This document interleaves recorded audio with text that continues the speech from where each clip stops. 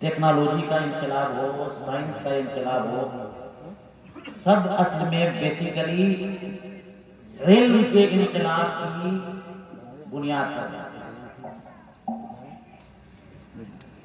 علم آگے بڑھتا گیا، ٹیکنالوجی بھی آگے بڑھتی گئی، تہذیب بھی آگے بڑھتے گئی، انسانیت بھی ترقی کرتے گئی۔ اگر علم نہیں ہے تو کوئی چیز ترقی نہیں کر سکتی، اور یہ علمی انقلاب یہ سب ہمارے اور آپ کے آقا جناب احمد مجتبیٰ محمد مصطفیٰ صلی اللہ علیہ وسلم کے وجود اور ان کی بعثت اور ان کے دم پر۔ وہ کیسے؟ یقین کریں، جب رسول کریم علیہ الصلوۃ والسلام دنیا میں تشریف لائے تو اس سے پہلے عرب کا کے حالات کیا تھے اور پوری دنیا کے حالات کیا تھے۔ اب ایک مزاج ہو گیا نا کہ بیٹی بڑھاؤ پڑھاؤ، بیٹی بچاؤ، اور اب علم کی اہمیت سمجھ میں آ رہی ہے۔ اس زمانے میں اہمیت اس بات کی تھی کہ لوگوں کو جاہل رکھو، کتابوں سے دور رکھو۔ جو بھی علاقے کے چودھری بن گئے، انہوں نے پورے علاقے کے لوگوں کو تعلیم سے دور رکھا، جاہل رکھا، کیونکہ انہوں نے سمجھ لیا کہ جب تک ہم انہیں جاہل رکھیں گے تب تک یہ ہمیں اپنا لیڈر مانیں گے۔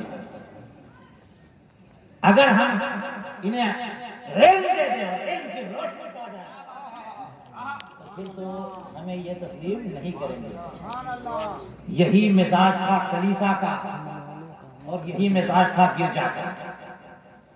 یہودیوں کا بھی یہی مزاج تھا اور نصرانیوں کا بھی یہی مزاج تھا۔ چنانچہ خود بائبل، چاہے اولڈ ٹیسٹامنٹ ہو یا نیو ٹیسٹامنٹ ہو، ان کی تبلیغ جو کرتے تھے ان کی نالج نہیں دیتے تھے۔ کوئی بائبل پڑھ نہ لے، کسی کو بائبل پڑھنا نہ آ جائے، ورنہ جناب ہماری چودراہٹ ختم، ہماری امامت ختم۔ ایسا ماحول پوری دنیا میں قائم تھا کہ لوگوں کو کتاب پڑھنے پر ممانعت تھی، لوگوں کو لکھنے پر ممانعت تھی۔ ایسے ماحول میں رسول کریم علیہ الصلوۃ والسلام جب تشریف لائے تو انہوں نے پابانگ دہل اعلان فرمایا، طلب العلم فریضۃ علی کل مسلم، ہر مسلمان پر علم حاصل کرنا فرض ہے۔ یہ ریکمنڈیشن نہیں ہے، یہ ثواب کا کام خالی کہہ دیا یہ نہیں، یہ آپشنل نہیں ہے، اچھا کام نہیں، فرض ہے۔ یعنی کوئی آپشن نہیں، آپ کو ہے ٹو لرن، آپ سیکھنا پڑے گا۔ یہ کس نے کہا؟ ایسے ماحول میں جب علم پر پابندی، اور اس کا نتیجہ یہ تھا کہ پورا کے پورا یورپ تاریخ میں تھا، جسے ہسٹری میں ڈارک ایجز کے نام سے۔ علمی انقلاب یورپ میں کہاں سے آیا؟ اسے اگر جوڑا جائے تو بنو امیہ سے کنیکشن اس کا ملتا ہے۔ جب بنو امیہ آپس میں لڑ کر کے اور بنو عباسیہ سے اختلاف کر کے بھاگے یہاں سے، اور اسپین کی دھرتی پر قدم رکھا ہے اور وہاں یونیورسٹی بنایا، تو وہاں سے یورپ کی نشر کے سامنے یہ یورپ اور امریکہ میں بھی جو نالج اور علم آیا، یہ سب مسلمانوں کے صدقے میں آیا، اور مسلمانوں کے اندر علم آیا رسول کریم علیہ الصلوۃ والسلام کے ارشادات کی بنیاد۔ یاد کرو، حضرت رسول کریم علیہ الصلوۃ والسلام تو معلم انسانیت بن کر کے آیا۔ یہ وہ آیت کریمہ جو میں نے تلاوت کی، حضرت ابراہیم علی نبینا وعلیہ الصلوۃ والتسلیم کی ایک دعا ہے، توجہ چاہوں گا۔ رسول کریم علیہ السلام نے خود اپنا انٹروڈکشن جو پیش کیا ہے، فرماتے ہیں کہ میں کون ہوں؟ میں اپنے باپ ابراہیم کی دعا ہوں، انا دعوت ابی ابراہیم، میں اپنے باپ ابراہیم کی دعا ہوں۔ اور وہ کون سی دعا؟ یہ تو دعا، ربنا وابعث فیہم رسولا منہم۔ اور ذرا ٹائمنگ دیکھیے گا، اس دعا کی ٹائمنگ اللہ تبارک و تعالیٰ نے فرمایا وَإِذْ يَرْفَعُ إِبْرَاهِيمُ الْقَوَاعِدَ مِنَ الْبَيْتِ وَإِسْمَاعِيلُ، یاد کرو وہ گھڑی جب ابراہیم اور اسماعیل علیہ السلام خانہ کعبہ کی بنیاد کو استوار کر رہے تھے، اوپر اٹھا رہے تھے۔ میں نے سوچا کہ سبحان اللہ، ہم نے دیکھا دنیا کی بڑی سے بڑی مسجد ہو، کوئی مسجد کوئی مولانا نہیں تعمیر کرنے آتے ہیں، کسی امام نے کبھی اینٹ نہیں ڈھویا، کسی مفتی صاحب نے کبھی گارا نہیں بنایا، کوئی ایسی مسجد آپ نہیں دکھا سکتے جو علاقے کے قاضی اور مفتی نے بنایا ہو۔ سبحان اللہ، وہ مسجد جس کے بارے میں اللہ رب العزت کا اعلان ہے ان اول بیت وضع للناس للذی ببرکۃ مبارکہ، سب سے پہلا گھر جو لوگوں کے لیے رکھا گیا وہ کون سا گھر ہے؟ مکہ مکرمہ میں۔ تو اس کے بنانے والے نبی اور بنانے والے دو ہی ہیں، اور ایک نبی ہے، ایک نبی ابن نبی۔ ایسی مثال کسی مسجد کے لے کے آؤ جس کے معمار، اچھا جب کوئی اسٹرکچر بنتا ہے، بنیاد کھڑی ہوتی ہے تو ایک مستری ہوتے ہیں، راجگیر مستری کہتے ہیں نا، اور ایک مزدور ہوتا ہے، وہ مٹیریل لا کے دیتا ہے، اور جو مستری ہوتے ہیں وہ جوڑتے جاتے ہیں۔ روایتوں میں ملتا ہے کہ حضرت اسماعیل علیہ السلام پتھر لالا کے دے رہے تھے اور حضرت ابراہیم علیہ السلام اسے جوڑتے جاتے تھے۔ اور اب جب قد آدم دیوار اڑ جاتی ہے تو اس کے بعد کیا ہوتا ہے، معمار جو ہے مستری وہ کام روک دیتے ہیں، اس کے بعد پائپ باندھتے ہیں کہ اس کے اوپر کھڑے ہو کر کے پھر اوپر لے جائیں۔ حضرت ابراہیم علیہ السلام تو نبی ہے نا، رسول ہے نا، اولو العزم پیغمبر، وہ ایک ایسا پتھر لے کے رکھتے تھے کہ اب اس پتھر پہ قدم رکھ کر کے خانہ کعبہ کی تعمیر کر رہے ہیں، اور جہاں جہاں جو دیوار اٹھتی جا رہی ہے پتھر ان کو اوپر اٹھاتا جا رہا ہے، جتنی ضرورت ہو رہی ہے پتھر اوپر اٹھ رہا ہے اور دیوار تعمیر کرتے جا رہے ہیں۔ ایسا گھر جس کی مزدوری کا کام ایک نبی مرسل نے کیا، اور جس کے دیواروں کو بنانے کا کام ایک نبی مرسل نے کیا، وہ خانہ کعبہ، وہ مسجد کعبہ۔ بتائیے اتنا عظیم گھر جس کے بارے میں حدیث پاک میں فرمایا کہ اس میں جو ایک نماز ادا کرے اس کی ایک نماز کی سب کا ثواب 50,000 نمازوں کے برابر ہے۔ بہت بڑا کارنامہ ہے کہ نہیں ہے جناب؟ علاقے میں چھوٹی سی مسجد بنا کر کے ہم ترکم خواہ بنتے ہیں نا، جس نے خانہ کعبہ تعمیر کیا اس کا مقام کیا ہوا ہوگا؟ تو خانہ کعبہ تعمیر، اور ہم لوگ کہتے ہیں کہ جناب دعا کرنی ہے تو پہلے کچھ کر تو لو بھائی، کچھ نہیں سمجھ میں آتا درود شریف پڑھ لو، کم سے کم کچھ کر کے تو اللہ کی بارگاہ میں مانگو، یوں ہی منہ اٹھاتے ہوئے چلے آئے، 2 رکعت نماز پڑھ لو، کوئی سورہ پڑھ لو، کچھ نہیں تو کم سے کم درود شریف پڑھ لو، دعا کرنی ہے اللہ سے، کچھ پڑھ لو پھر دعا کرو۔ سبحان اللہ۔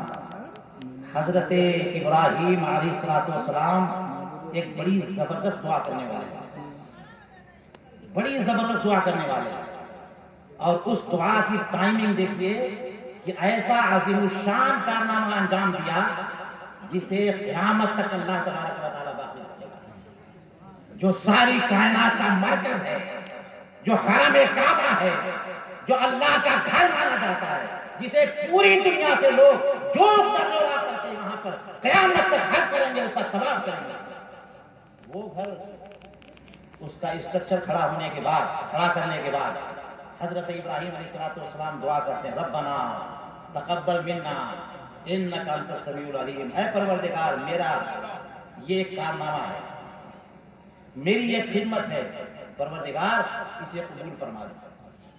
اور اس کے بعد کیا فرمایا، کیا دعا کی؟ ربنا وابعث فیہم رسولا منہم، اے پروردگار، اور دیکھ لیجیے گا ٹائمنگ، بڑی زبردست مسجد بنائی ہے اور اخلاص کے ساتھ بنائی ہے، اور اس کے بعد دعا کی اے پروردگار انہی لوگوں میں ایک اپنا رسول ہے، اپنا ایک رسول بھیج دے۔ سبحان اللہ۔ حضور کریم علیہ السلام فرماتے ہیں نہیں تو ہوں، हाँ दावत इब्राहिम, इन्हीं में एक रसूल भेज दे।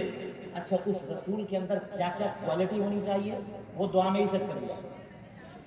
उस रसूल के अंदर ऐ परवरदिगार जो रसूल भेजे उसके अंदर क्वालिटी क्या होनी चाहिए? रब्बना वबअस फीहिम रसूलन मिनहुम यतलू अलैहिम आयातिक। नंबर 1, सबसे पहले तेरी आयतें लोगों पर तिलावत करे।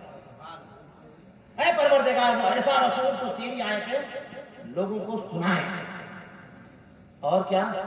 वयुअल्लिमुहुल किताब वल हिकमा, उन्हें किताब सिखाएं, उन्हें हिकमत सिखाएं। वयुज़क्किहिम, तीसरी ड्यूटी और तीसरी क्वालिटी क्या? उनके दिल की दुनिया में इनकलाब लाए। रूहानियत, उनका मिजाज, उनकी सोच, उनकी फिक्र, उनका मिजाज साफ और सुथरा कर दे। इन्नका अंतल अज़ीज़ुल हकीम, ऐ परवरदिगार तू सब कुछ कर सकता है और तेरा हर काम हिकमत वाला है। सुभान अल्लाह। अब ये 3 चीजें आप ध्यान में लाइए।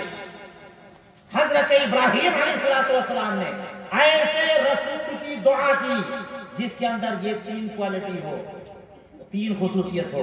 नंबर 1, वो तेरी आयतें तिलावत करे। आयतें तिलावत करने का मतलब ये हुआ कि लफ्ज और मानी दोनों के मजमूए का नाम कुरान है और बाकी पूरी शरीयत मीनिंग ही मीनिंग है। इसीलिए इमाम अहले सुन्नत कहते हैं दीन का असल मादन सिर्फ एक है, वो है कुरान। बस असलुल उसूल जो कुछ है वो कुरान है। हदीस कुरान की तफसीर, हदीस पाक कुरान की तफसीर और इजमा और क़ियास के सब हदीस पाक की तफसीर, सारे उसूल की असल जो है वो कुरान करीम है। इसलिए माहिरीन कहते हैं कि जनाब हदीसों के बारे में कि रिवायत बिलमाना भी कर सकते हैं। बेहतर है कि रिवायत बिलफ्ज़ करें, लेकिन रिवायत बिलमाना भी, और जहां पे रिवायत बिलमाना नहीं चलेगा वो कुरान है। कुरान में नज्म की कोई तब्दीली एक्सेप्ट नहीं की जाएगी और इतना बंदा रिजर्व रहना जरूरी है कि जो जिस जबान में और जिस स्टाइल में कुरान पाक नाज़िल हुआ किसी और स्टाइल में पढ़ना भी नहीं। इसीलिए फरमाया रस्म उस्मानी की इत्तिबा जरूरी है। अगर कहीं अलिफ लिखा जाता है और रस्म उस्मानी में अलिफ नहीं है तो अलिफ नहीं लिखा है। सुभान अल्लाह। तो इसका मतलब क्या हुआ? ये है और इस्लाम का सिलेबस। ये क्या है? ये इस्लाम का सिलेबस है, कुरान करीम। और जब तक सिलेबस नहीं मिलेगा तब तक एजुकेशन आगे नहीं बढ़ सकती है। ये कुरान क्या है? इसलिए बस, इसीलिए तो कहते हैं उसकी तिलावत करें, कुरान पाक तिलावत करें। और तिलावत के बाद क्या फरमाया? वह युअल्लिमुहुल किताब, और किताबी जो क्या है अब उसके बाद सिखाना, कुरान लोगों को सिखाना। ये रसूल करीम अलैहिस्सलाम का काम है कि वो लोगों को कुरान सिखाएंगे। तो हो गए ना मुअल्लिम इंसानियत, हो गए ना मुअल्लिमुल किताब। रसूल करीम अलैहिस्सलाम के आने के मकासद में से एक बड़ा मकसद ये है कि पूरी दुनिया को वो कुरान सिखाएंगे, पूरी दुनिया को वो इल्म देंगे, वो मुअल्लिम हैं। अब ये और बात है कि उसमें 2 बातें हैं कि एक युअल्लिमुहुल किताब है, उसके बाद हिकमत भी है, और हिकमत में सारी दुनिया के उलूम आ गए। तो जनाब कोई नॉलेज, कोई सब्जेक्ट, कोई फील्ड जो है वो खाली नहीं है। कुरान करीम सारे सब्जेक्ट को कवर करता है ना। इसलिए जो भी आजकल एजुकेशनल सिस्टम बनता है उसमें सिलेबस की बड़ी अहमियत होती है।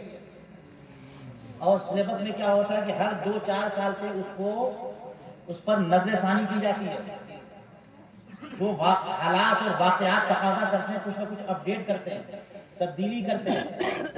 मगर कुर्बानी जाए इस्लाम का सिलेबस 1400 साल से चल रहा है।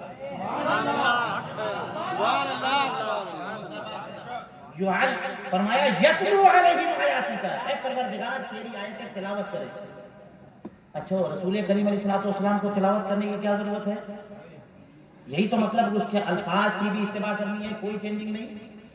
तो आज अच्छी बात है कि लोग हालात के तकाजे से सिलेबस को चेंज करते रहते हैं, अपडेट करते रहते हैं। मगर मैं ये बात कह सकता हूं कि जनाब हर 10 साल के बाद नई जनरेशन कह सकती है पुरानी वाली जनरेशन को कि आपने जो पढ़ा है वो सिलेबस पुराना हो चुका है, गलत है। आपने पुरानी कितनी चीजें अपडेट हो गई। اور سائنس ترقی کرتے کرتے یہاں تک پہنچی کہ پرانی باتوں کو غلط ثابت کر چکی. تو 50 سال پرانا سلیبس جاؤ تو لاکھ ماہرین کہہ دیں گے یہ بات غلط، یہ بات غلط، یہ بات غلط، یہ بات غلط. جناب 20-25 سال پہلے جن لوگوں نے پڑھا اس کا مطلب غلط تھا. کیا کوئی کہہ سکتا ہے کہ آج سے 1000 سال پہلے کسی عالم دین نے جو سلیبس پڑھایا تھا وہ غلط پڑھایا تھا؟ کہیں نہیں کہہ سکتا، اس لیے کہ 1400 سال سے جو سلیبس چل رہا وہ ایگزیکٹلی وہی چل رہا.